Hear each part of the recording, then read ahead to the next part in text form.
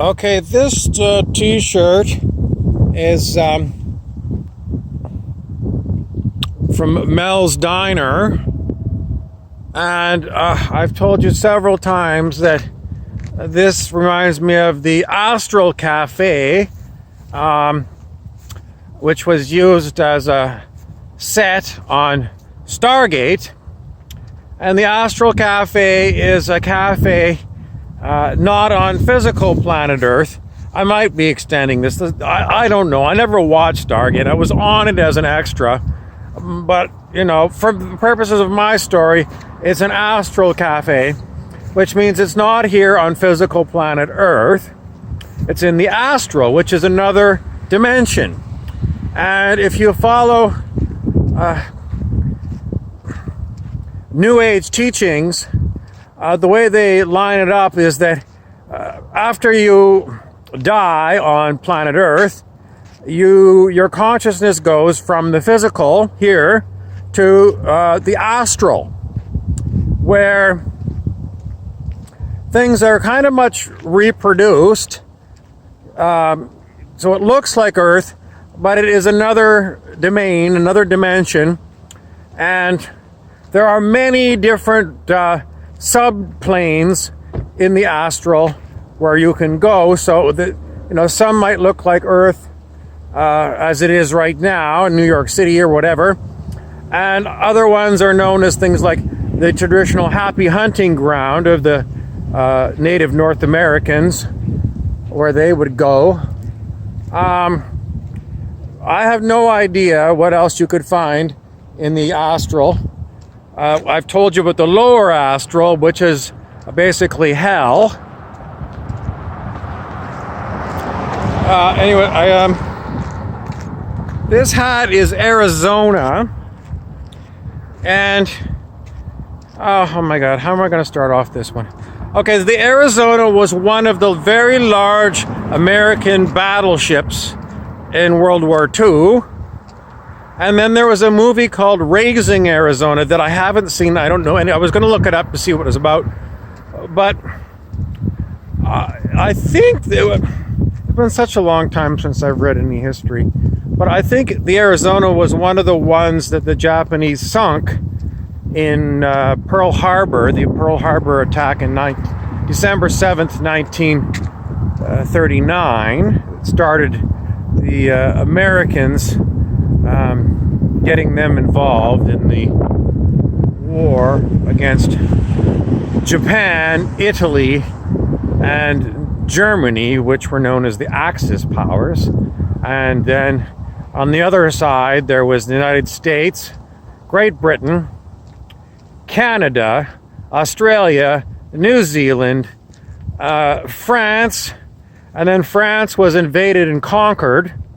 And then any of the French that left their country to fight on the side of what they were known as the Allies. The Polish, it was the same way. Poland was overrun, and there was Polish soldiers and airmen who flew with the British. So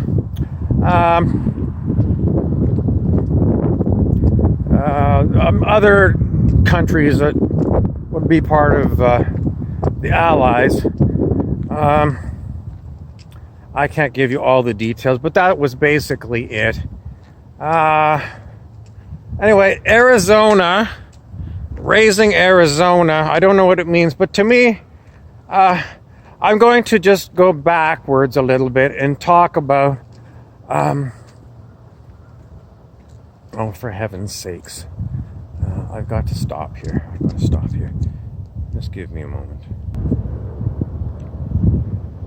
Okay, is this on? Did you turn this on? Okay, I'm going to give you... this book is a series of books about a boy who was a fantastic detective. Encyclopedia Brown. And I read a lot of these Encyclopedia Browns when I was young. And so from a young age, I started getting in a detective's mind. I want to give you, again, Raising Arizona. Oh, good God, how did I get from here? Well, Raising the Dead. Okay, it's Raising the Dead. And I give you this double DVD, Eddie and the Cruisers, starring Michael Paré, and the sequel, Eddie Lives. So in the first movie, Eddie disappears and is presumed dead. And in the second movie, I guess the premise is that Eddie faked his death. And today's news is that the pedophile billionaire Jeffrey Epstein was found dead in a jail cell at age 66, death by suicide, hanging, I suppose. And my point is,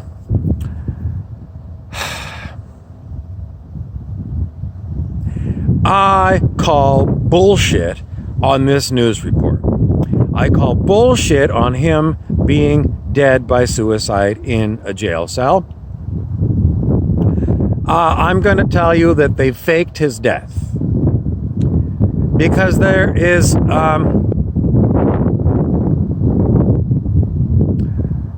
never going to be a good explanation other than the fact that he is a billionaire and he has got a lot of very wealthy, powerful friends, and he has evaded capture for so long. I'm just going with that. That's my story. And then I will go down the list of other people who have faked their deaths recently. Arthur Porter. Arthur Porter was the head of the Canadian spy agency known as CSIS.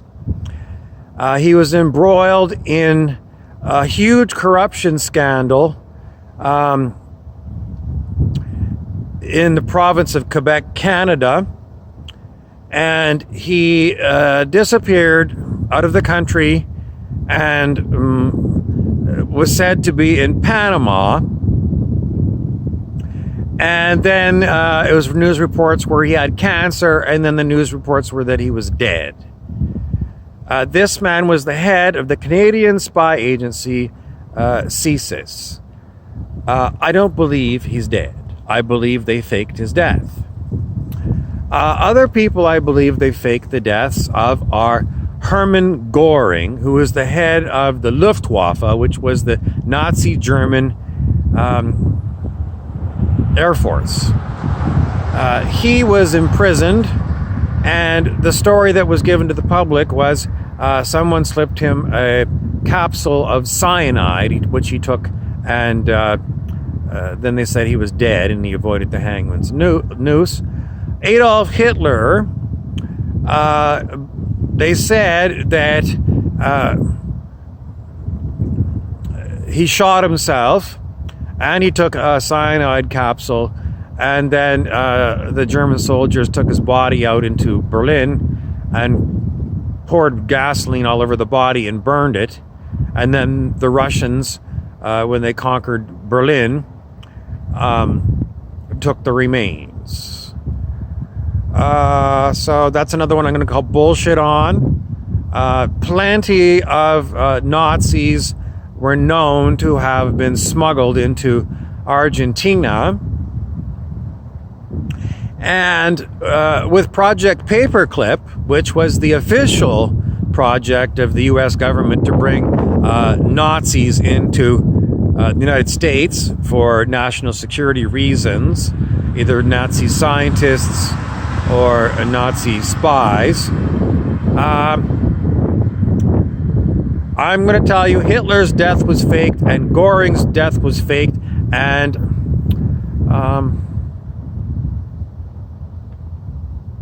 where does it end?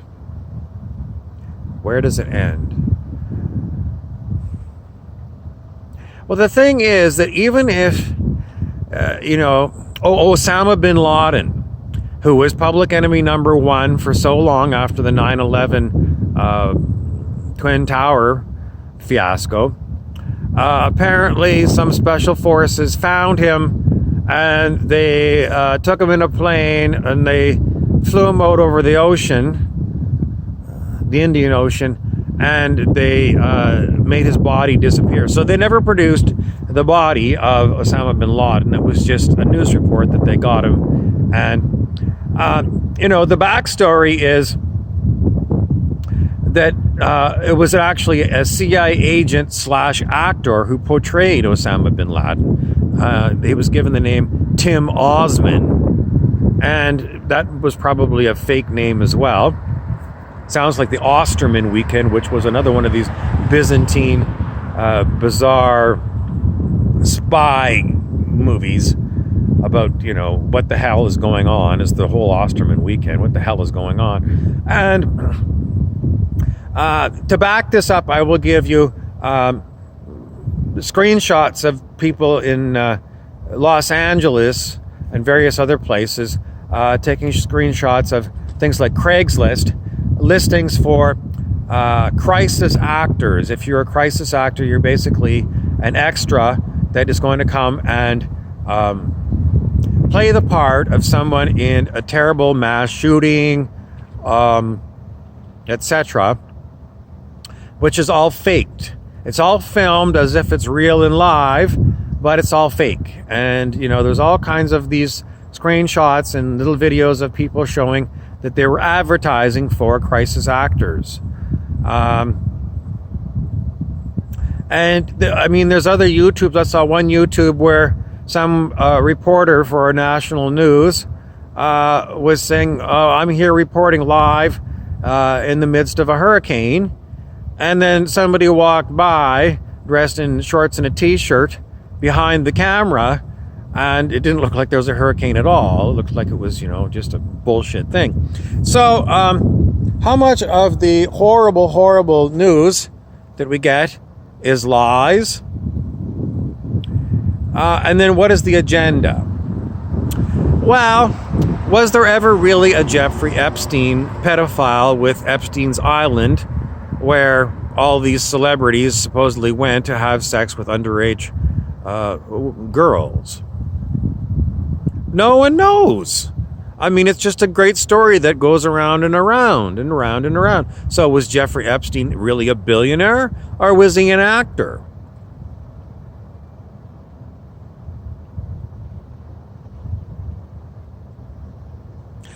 This has always been labeled as fake news, and the point is, are they going to produce the body of Jeffrey Epstein?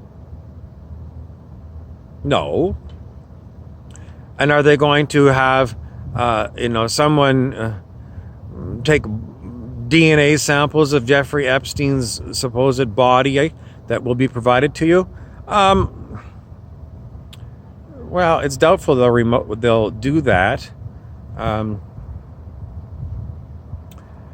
But if they do produce DNA, who's got the official documents on this so-called person of ill repute? The whole story could be cooked up. We have no way of knowing. It just starts off, they give you a name and they say, well, this is an international criminal. But it's just like, the 9/11 story that is so cuckoo. Even PBS said that Dick Cheney had the U.S. Air Force send all their planes protecting the mainland out into the Atlantic Ocean. And they were having a great big war game at the time of 9/11. That was on PBS TV. So, is there human smuggling going on? Is the Clinton Foundation involved with all that stuff in Haiti, or is it all a backstory? If you go back to George Orwell, the British writer who wrote 1984, it was all propaganda in the book. It was basically, Big Brother was the name of government, and Big Brother had there was three versions. There was three blocks of countries on planet Earth that were perpetually at war. And one of the main characters' name was Winston, somebody or other. And Winston's job was to work on propaganda. And they were constantly changing history. that was part of his job. And as he went through it, he kept on being told to change history, change the official records, change like newspaper reports in the history file, depending on who was the ally of the day. Sometimes your today ally, the country's today ally, turned on them, and then they had to go back and remove all references to this country formerly being our best friend. And in the end, the lies just buried poor Winston Smith, I think it was. Just the lies just buried him, and the Big Brother had created a rebel alliance that he heard about, and so he was wondering, if I could. I don't know if he wanted to join it. He was just trying to follow and find out about the rebel alliance. And I think in the end, what George Orwell was pointing out is Big Brother states will create fake opposition so that they can get people who are thinking that Big Brother is not up to no good to join up with this fake rebel organization. And then Big Brother can figure out who is against them, and or they could just, create through crisis actors and a Hollywood basement a story of the Rebel Alliance, so to give people hope if they're feeling like Big Brother is getting too big and too strong. It's all in 1984. You can read the book. And this is the way this book was supposed to be, like a dystopian future when Orwell wrote it probably in the 1950s after World War II. But I think it's a documentary book on the way things are on planet Earth. During the Cold War, the U.S. and its allies had to have a couple of big enemies, and a couple of big enemies were the communist bloc, the Soviet Union, Russia, and Red China, which was Chinese China. And it was basically so you could have the people support the government. And the government was run by the elite. So it was basically a great fear campaign, a great bullshit story in order to get people to support the elite, the 1%ers who own everything in all the countries. So it's just a big pack of lies. And, Hollywood has touched on this. The famous movie was a Dustin Hoffman movie called Wag the Dog, where Dustin Hoffman was a Hollywood movie producer hired to create a phony war. Many times this has been used. I can't remember how many other times. But basically the premise is in Hollywood. They use it. There's a name for it. I can't remember. It's not phony war. But it's... anyway, they call it Wag the Dog. And it's basically if a political government's in trouble, then they have to invent a crisis to make them look like they're strong and that you need them. So in the end, I'm going to tell you that if you're a 1%er elite, you've got all kinds of money to hire all kinds of actors to create all kinds of fake news, and everyone knows that NBC Nightly News is filmed at Rockefeller Plaza. Everyone knows that Rockefeller has always been for, well, not always, but, since the 1800s when oil was discovered. J.D. Rockefeller was the richest man, and he owned he was the oil cartel. Anyway, if you got this much money, you can cook up news events so that you can control public opinion of the world, and most people buy into it because they don't have time to go and run around and be an investigative reporter and see if it's true or not. But that's my take on it.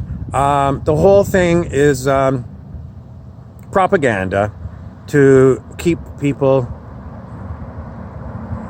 partly in fear, because a lot of these mass shootings are designed to keep you in fear so that you'll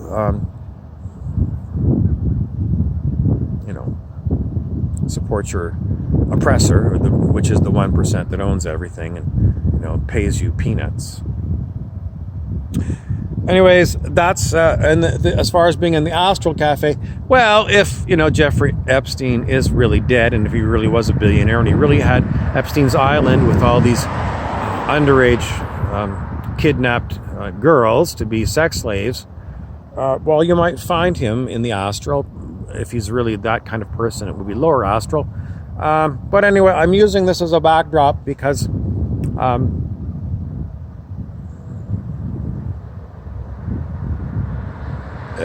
people gossip at these kind of cafes. And as far as Arizona goes,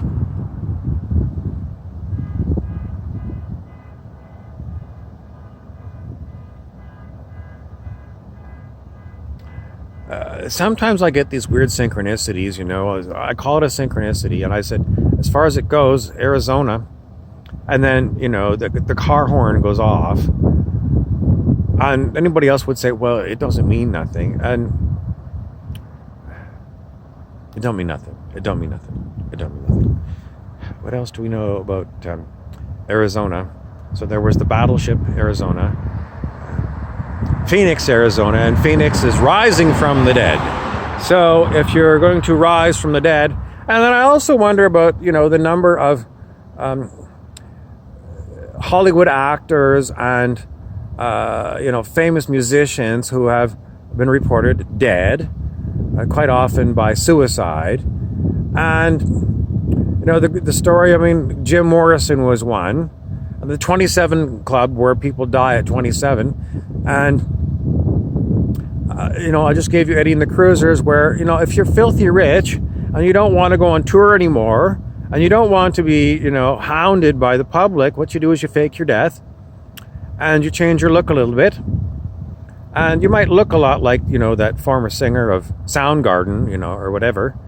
But, you bought yourself a new name, change of name, and then you don't have to be that musician anymore.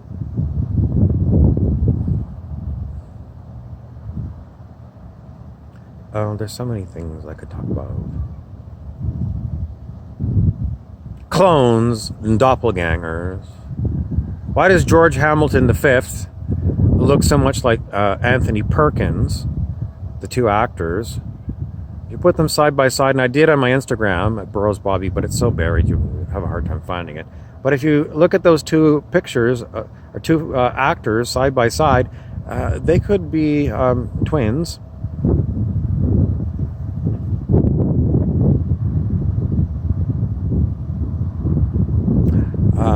Pindar, the reptilian Draco, I was going to do this in a separate video. Maybe I'll throw it in a separate video. But Pindar wants to remind you that as a reptilian, his normal skin tone is a very light green. Very, very light green.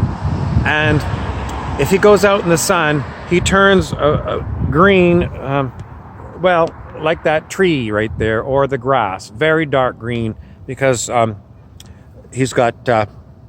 what do you call those things in chlorophyll? Chloroplasts. He's got chloroplasts in his skin, and if it gets sunshine, it turns very, very green. And George Hamilton, was he the fifth or something? No, was the king. I don't know. George Hamilton was famous for being with, it wasn't Raquel Welch, it was Elizabeth Taylor, sun tanning in Monaco or Nice, France, whatever you call that coast on the Mediterranean, where they have incredibly deep tans, and they used to sell suntan lotion. So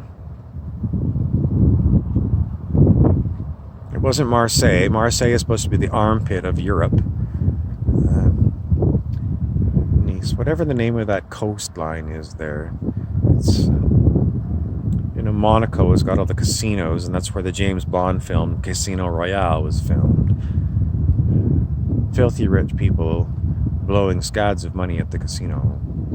Anyway, Pindar prefers to be light colored green. He doesn't go out too much in the sun, because he says when he gets really green, people mistake him for a tree. I'm Bob Frizzell, and that's your news you can use from Mel's Cafe in the Astral. Updates from Stargate, I don't have anything right. I have to put on my Stargate research t-shirt to give you an update there. Thanks for watching.